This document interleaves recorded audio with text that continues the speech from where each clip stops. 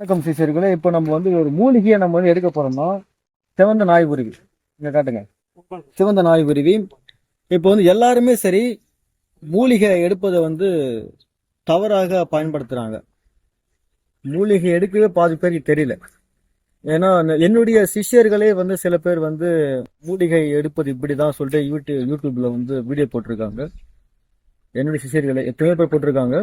நான் பேர் சொல்ல விரும்பல, ஏன்னா அவருக்கு வந்து தொழில் பாதிக்கும்.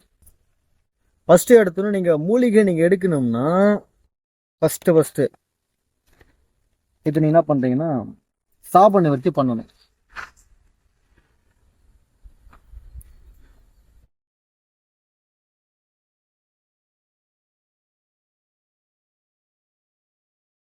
ஃபர்ஸ்ட் சாப நிவர்த்தி பண்ணணும்.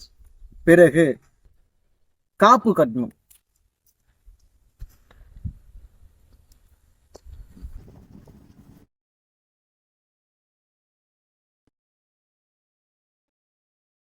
காப்பு கட்டிய பிறகு நீங்க என்ன செய்றீங்கன்னா பலி கொடுக்கணும் மற்றும் கற்பூரத்தை வச்சு ஏற்றணும். வெத்தலை பாக்கு பூ பழம் தேங்காய் வைத்து நீங்க இந்த தேவதை இந்த செடியில எந்த ஒரு தேவதை நீங்க ஆபாசனம் பண்ண போறீங்களோ, இப்போ இது சென்னாய் குருவி, இதுக்கு நம்ம ஸ்டீம் என்கின்ற மந்திரத்தை சொல்லி நம்ம ஏத்துறோம். ஸ்டீம் இது ஒரு 3 தடவை ஸ்டீம் ஸ்டீம் ஸ்டீம் சொல்லிட்டு நம்ம கொளுத்திடுறோமா. நம்மளுடைய சுண்டி வரல் படக்கூடாது, நம் நிழல் படக்கூடாது. நீங்க நன்மைக்காக நீங்க எடுப்பதாக இருந்தால் காலை நேரத்தில் சூரியன் வரும் பொழுது நம் நிழல் மேல படாது, அப்போ நீங்க எடுக்கலாம். அதே போல நீங்க வந்து தீமைக்காக நீங்க எடுப்பதாக இருந்தா மாலை நேரத்தில் எடுங்க. எதற்காக காலையில மாலையில எடுக்க சொல்றேன்னா அப்பொழுதுதான் நம்ம நிழல் மேல படாது, ஞாபகம் வச்சுக்கோங்க. இந்த செடி நீங்க எடுக்கும் பொழுது பலி கொடுப்பது மிகவும் நல்லது. இரும்பு ஆயுதம் படக்கூடாது, ஞாபகம் வச்சுக்கோங்க. பலி கொடுத்துடலாம் வாங்க.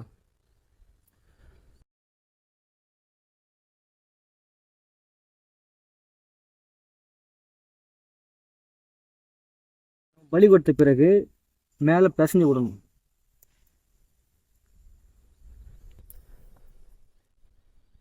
பிறகு நீங்க என்ன செய்றீங்கன்னா இரும்பு ஆயுதம் படாமல், இந்த துண்டி வரல் படாமல், நகம் படாமல் இந்த வேரை நம்ம எடுக்கணும்.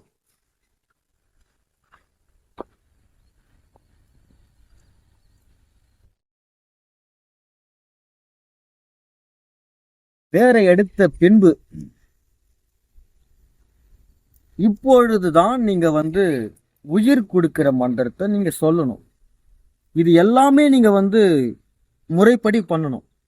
பூமியில இருக்கும் பொழுது இந்த செடிக்கு உயிர் இருக்கும், பூமியை விட்டு நீங்க எடுத்த பின்பு உயிர் இருக்காது. இப்போதான் இதற்கு நீங்க உயிர் கொடுக்கிற மந்திரத்தை நீங்க சொல்லணும், ஞாபகம் வச்சுக்கோங்க. எல்லாமே தப்பா பண்றீங்க. ஃபர்ஸ்ட் அடுத்த உடனே சாப நிவர்த்தி பண்ணணும், பிறகுதான் நீங்க காப்பு காட்டணும். சாபம் விலகினா பிறகுதான் நீங்க காப்பு காட்டணும். சாபம் நீங்க வந்து விலகாத முன்னாடியே நீங்க காப்பு கட்டிட்டு அதுக்கப்புறம் நீங்க சாப நிவர்த்தி மந்திரம் சொன்னீங்கன்னா எப்படி விலகும்? விலகாது, புரியுதுங்களா?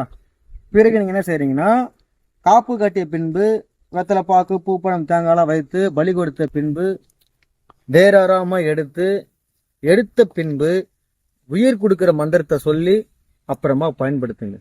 இதுதான் முறை, இதுதான் கரெக்ட், சரிங்களா? எல்லா மந்திரவாதிக்கும் சொல்றேன், உங்களுடைய சிஷியர்களுக்கு கரெக்டா கத்துத்தாங்க, தப்பா கத்து தரக்கூடாது சொல்லிட்டேன். நன்றி.